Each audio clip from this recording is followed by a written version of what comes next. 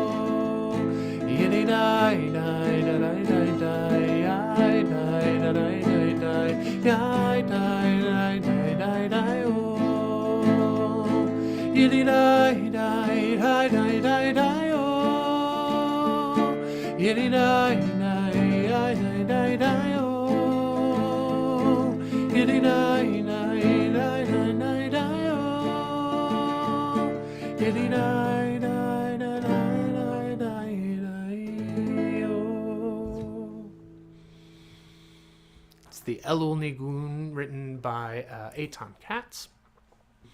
So now let's dive in a little bit. I almost lost my pick when I was strumming there, but I was very into the melody, very into the song. So let's dive in. For those of you looking to follow along on your source sheets, you can find it. There should be a link posted. If you're watching on YouTube, you can go to our homepage at kol-ami.org, and you can find the sheet waiting for you there. If you scroll down to the Heart of Many Chambers section, there should be a little section that has the download sheet available. And for those of you joining on Facebook, should be posted here in the comments section. So, week 4, Slicha. I wanted to begin with this pretty well-known passage from Mishnah Yoma, Mishnah being the earliest written compilation of what we refer to as the oral Torah or oral law. And this comes from Yoma, a specific section of the Mishnah that deals with Yom Kippur. But of course, it deals with these larger themes of forgiveness that are characteristic of this season in general. And here we read, for transgressions between a person and God, ben adam lemakom in Hebrew, Yom Kippur atones. However, for transgressions between one person and another, Yom Kippur does not atone until they appease the other person. Sorry for the little typo there. So this is a pretty interesting and bold statement. It's talking about the power of Yom Kippur, Yom HaKippurim, the Day of Atonement. I know they use the term appease. That's a decent translation of it. But it's talking about how this atonement comes in many different dimensions. You have the atonement that you're seeking from God for things you may have done. So in the traditional Jewish mindset, transgressions against God would be desecrating certain laws in terms of the Sabbath or kosher laws or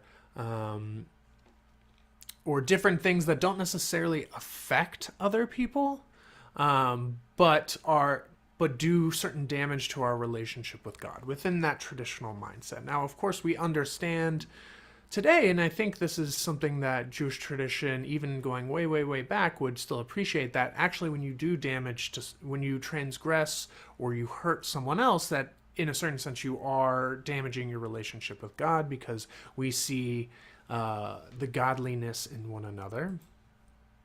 But I think this passage is important to me because it was important to include here because it highlights the importance of this process of seeking to appease the other person. I think appease is not exactly the word we would use in English, but to seek forgiveness from someone that we've hurt, whether intentionally or inadvertently. And also on the flip side, to think about what it means for us to forgive people that have hurt us. And also to seek forgiveness and to offer forgiveness to ourselves, because I know that we all can be really hard on ourselves sometimes. So that's one of the dimensions we're going to look at. The impact that forgiveness can have on the person being forgiven and the person seeking forgiveness. Because both of those things can have a lot of power and can actually release so much anger and hatred. Not to say that they'll all go away, but they allow space for those emotions to not dominate us and to not consume us. If we add a dose of forgiveness, we can allow ourselves to eventually move forward. Not necessarily to forget, the famous phrase to forgive and forget, but rather to find some healing over this hurt that we've experienced, this pain that we've experienced. Whether or not we are able to reach a point of forgiving the person or the thing that did it to us, it allows us to move on. So I think I've had a Brene Brown quote in every single week, and this week is no different. I feel like I wouldn't be doing my job if I didn't. She's one of the best writers on vulnerability, shame, and a lot and empathy. That's really her specialty. And she writes this in a book called Rising Strong, The Reckoning, The Rumble, The Revolution. She writes, "To forgive is not just to be altruistic. It is the best form of self-interest. It is also a process that does not exclude hatred and anger. These emotions are all part of being human. You should never hate yourself for hating others who do terrible things. The depth of your love is shown by the extent of your anger. However, when I talk of forgiveness, I mean the belief that you can come out the other side a better person than the one being consumed by anger and hatred. Remaining in that state locks you in a state of victimhood, making you almost dependent on the perpetrator. If you can find it in yourself to forgive, then you are no longer chained to the perpetrator. You can move on, and you can help the perpetrator to become a better person too." It's a really, really powerful notion, and I appreciate how she says that you should never hate yourself for hating others who do terrible things. I think that's a really, really powerful and important idea, because I think often, we who are striving to be better people can get frustrated with ourselves when at our own anger or hatred towards other people that are not taking the same care and caring for others and treating people with kindness and respect. And she validates that. It validates the reality of that and the justification behind that. And so this is something we're going to explore a little bit more as we dive into some Jewish texts about the subject, but I wanted to give that framing as a little food for thought for us to think about as we're moving into this period of repentance and a period of forgiveness as well. I wanted to bring, so this past Saturday evening was Slichot. We had a wonderful program here at Congregation Kol Ami. And when I say this past Saturday night was Slichot, that's actually only partially true. It was Slichot, or really the beginning of Slichot for Ashkenazi Jews, whereas Sephardic and Mizrahi Jews likely have been having Slichot-esque services for almost a month now. And I remember when I went on my year in Israel, Slichot was not something I was familiar with from where I grew up and the communities I grew up in. And it was a really amazing sort of revelation I remember going to a concert at the first station, as it's referred to in Jerusalem, and hearing many different types of music, a lot of different sort of Mizrahi, meaning Eastern or Middle Eastern, and Sephardi melodies and poems in Hebrew that I was not familiar with, but that are typical of this slichot time. Slichot meaning sort of these requests for forgiveness coming from slicha that we started with. And so I thought, what better time to bring this piyut, which is a liturgical poem called Adon HaSlichot, with a really wonderful melody that always sort of resonates with me and speaks to me. If you're following along on the source sheet, we're on page 2, and in the transliteration, we won't go through the whole song. We don't have time for that quite tonight, but you'll see that it is structured as an alphabetical acrostic. It goes from Aleph to Taf all the way through, and each 2 words or each stitch is a different understanding or a different, I guess you could say, a moniker for God. So the first one is Adon HaSlichot, the master of forgiveness. In Judaism, we believe in a forgiving God and a God who will forgive you if you approach God with sincerity. We believe in a compassionate God, of course, and I realize that that's pretty self-evident these days in terms of, people are accustomed to that, but it wasn't always the case in the ancient world. There were many vengeful, dangerous, and unforgiving gods. And actually, we see in our sacred texts sort of a tension between those two, between a vengeful and zealous God and a forgiving and compassionate God. But that's not what we're here to talk about. So, we have Adon HaSlichot, master of forgiveness, Bochein Livavot, the one who inspects or examines our hearts, Golei Amukot, who reveals depths, and so on and so forth. And the chorus, or it's really more of a refrain, is Chatanu lefanecha rachem aleinu. We have sinned, we have transgressed before you, have mercy on us. Kind of a strange thing to be the chorus of a song, but this is very much what Slichot is all about. It's beseeching God's forgiveness, and also encouraging ourselves to find that source of forgiveness within ourselves as part of that divine spark. So I hope you'll join along. I hope it'll at least bring in a little bit of the Slichot spirit, and then we'll finish up with some more texts.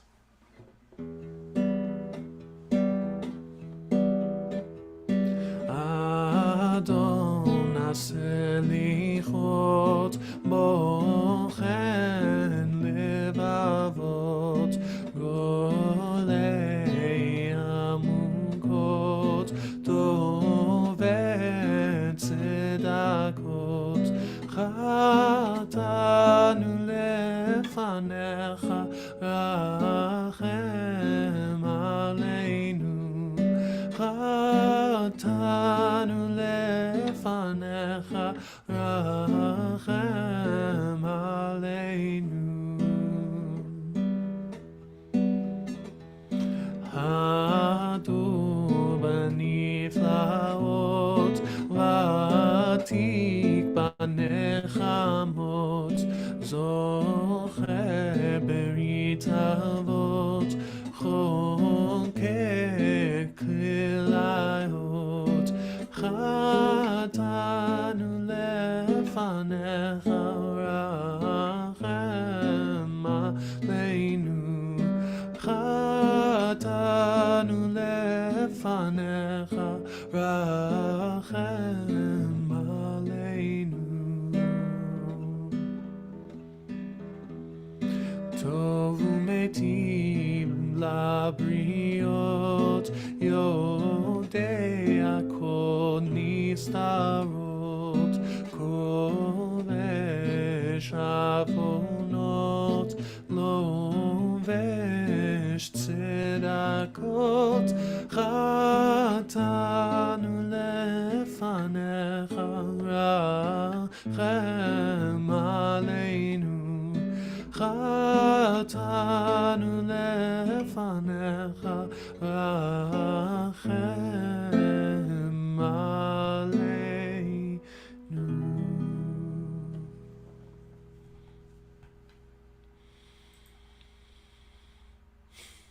I love that piece.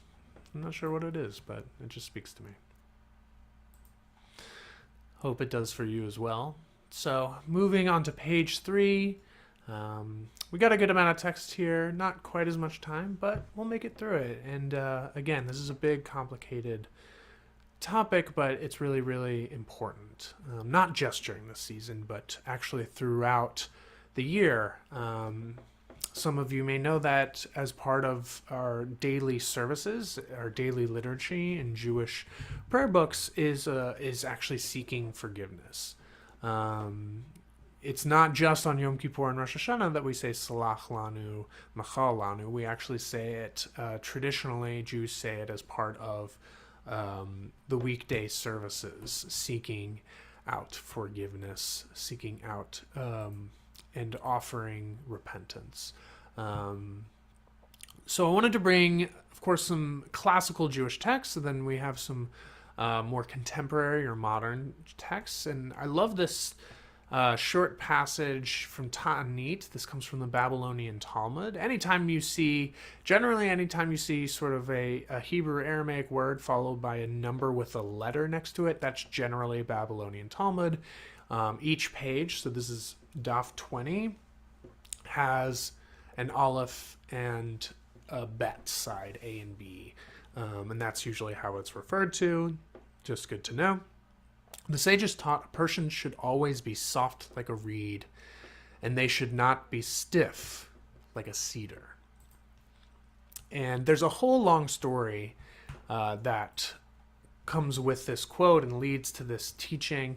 But I think this is a really interesting notion about being soft like a reed, meaning being flexible, being bendable. And this is actually a part of the Talmud where they're talking about why a reed is used as a quill, and sort of the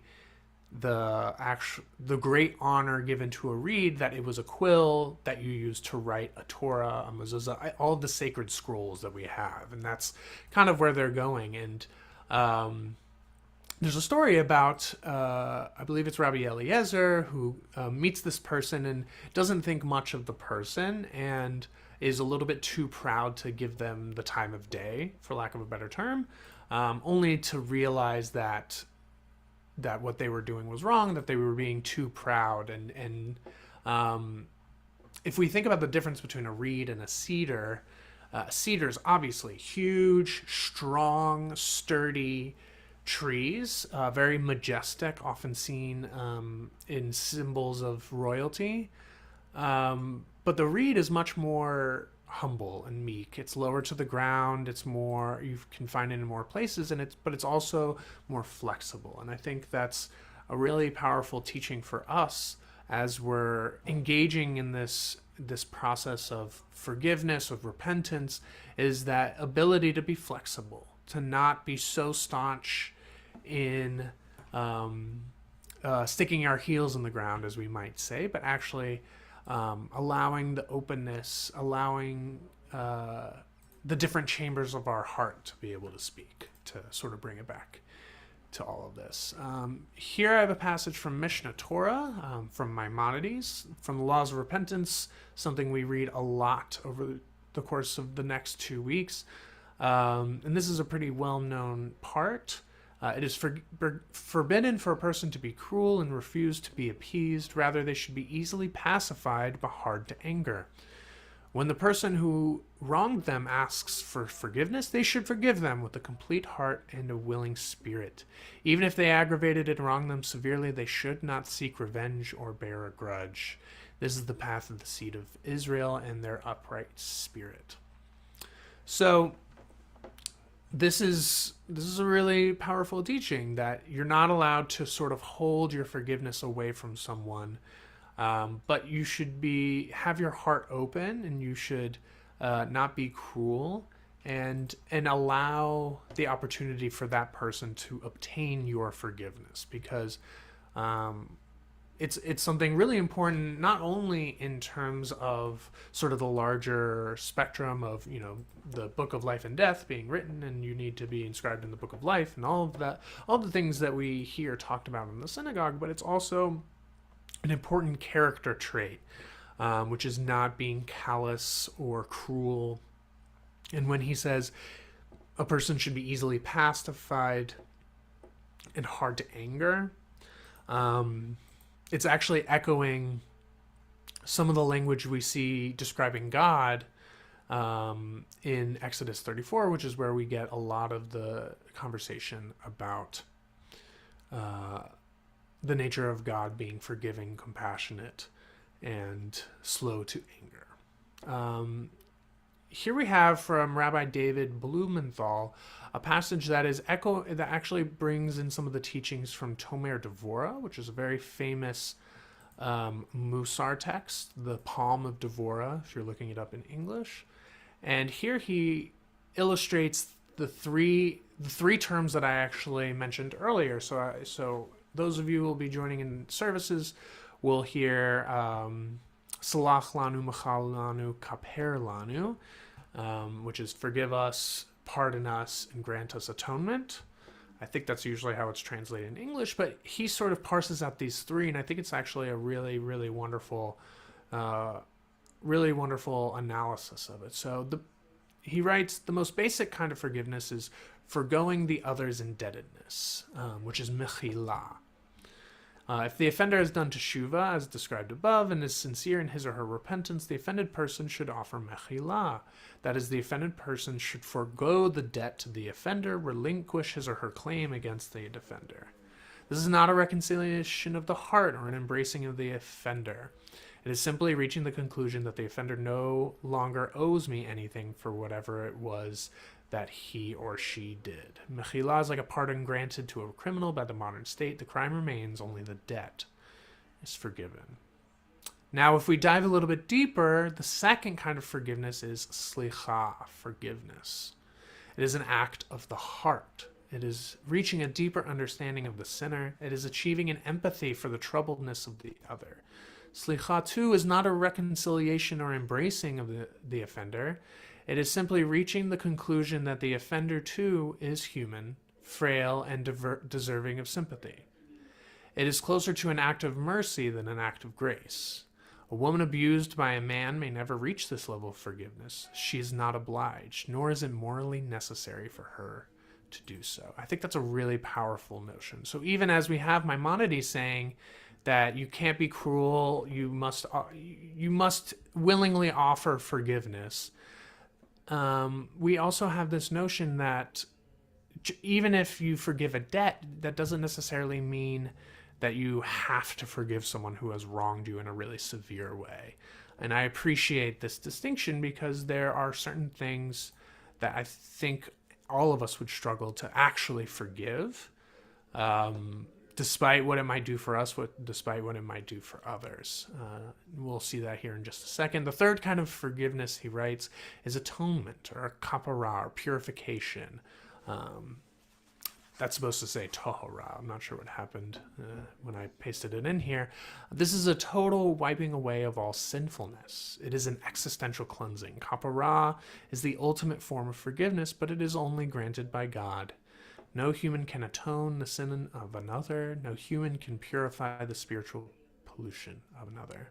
And I think this is a really powerful notion, particularly as we're moving into the season. And many of us are going to be engaging in these processes, not alone, although that hopefully will be happening as well. Alone, maybe sitting over a cup of tea, journaling, whatever you might be doing to sort of turn inwards. But also many people who go to services, it's not actually the rabbi or the cantor or whoever's leading your prayer space.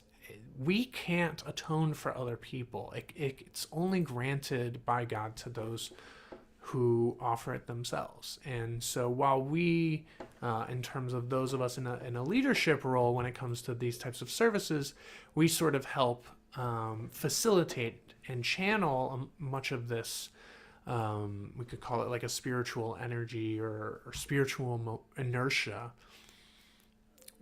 We're all, at the end of the day, pretty equal in God's eyes. And we don't have the power to forgive other people unless it's something that was a transgression against us. And This type of existential cleansing is very much something that comes in Yom Kippur, which is one of the more existential holidays that we have. Partially why it's one of my favorites.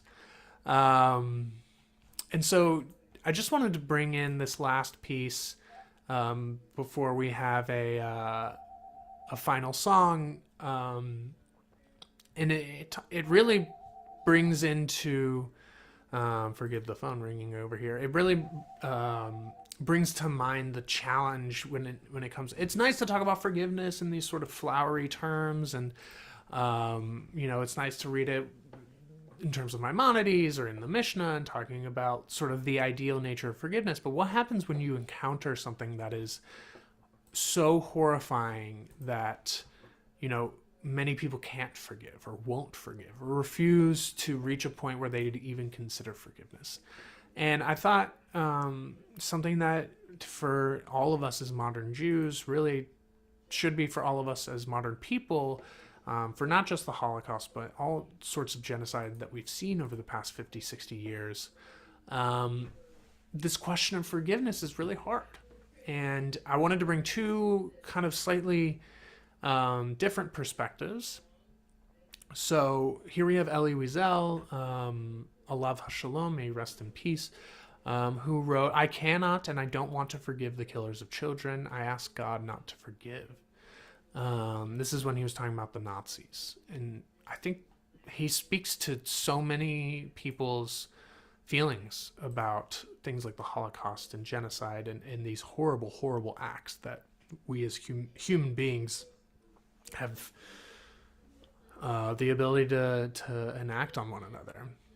And then there's another example, and this is from a woman named Ava Moses Kaur. She has a special role in a documentary called Forgiving Dr. Mengele.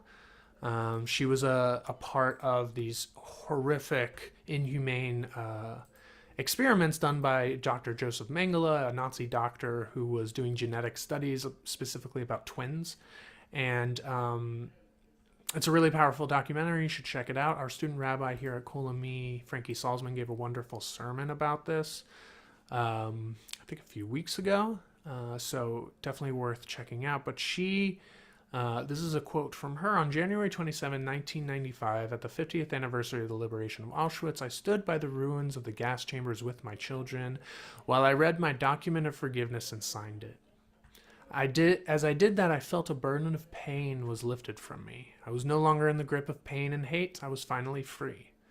The day I forgave the Nazis, privately I forgave my parents, whom I hated all my life for not having saved me from Auschwitz. Children expect their parents to protect them. Mine couldn't. And then I forgave myself for hating my parents. Forgiveness is really nothing more than an act of self-healing and self-empowerment. I call it a miracle medicine. It is free, it works, and it has no side effects."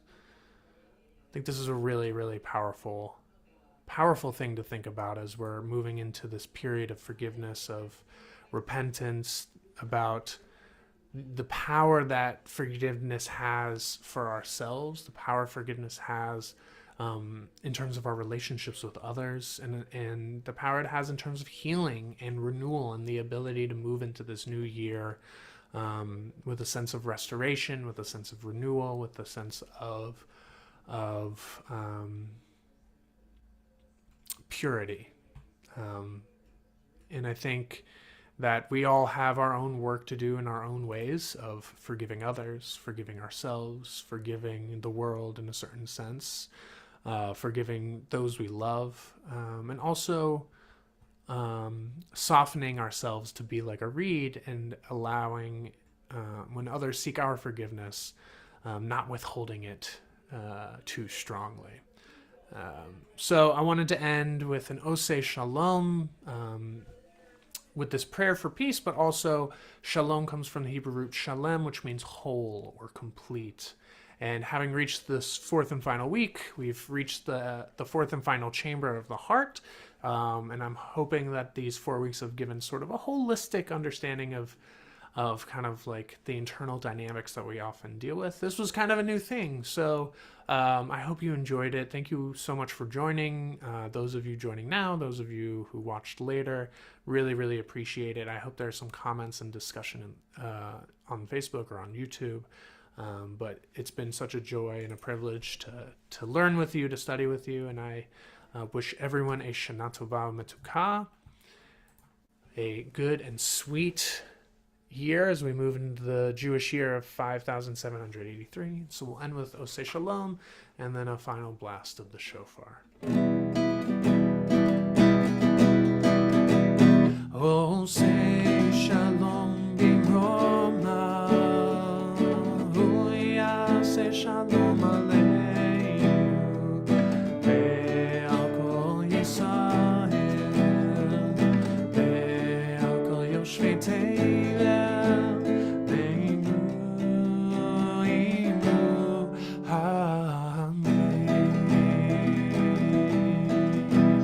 Oseh Shalom Bimroma, Hu Yaseh Shalom Aleinu, Ve'al Kol Yisrael, Ve'al Kol Yoshvei Tevel, Ve'inu Amen.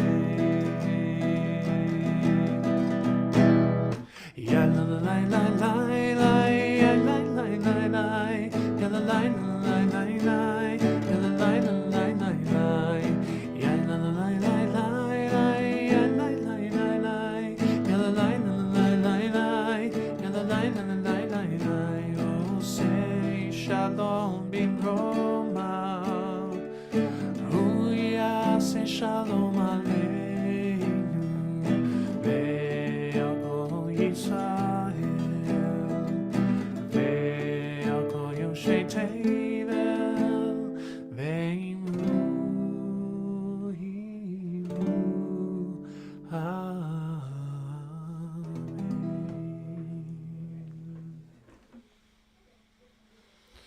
So with this final blast of the shofar, I hope that it will resonate within our hearts. It will reach those areas of rachamim, of compassion, of chesed, of kindness, of omets, of strength and resilience, and of slicha, of forgiveness, and that it helps clear up space in our hearts and our souls to grow these emotional dynamics within us, and wish for a meaningful and wonderful holiday season for all of you.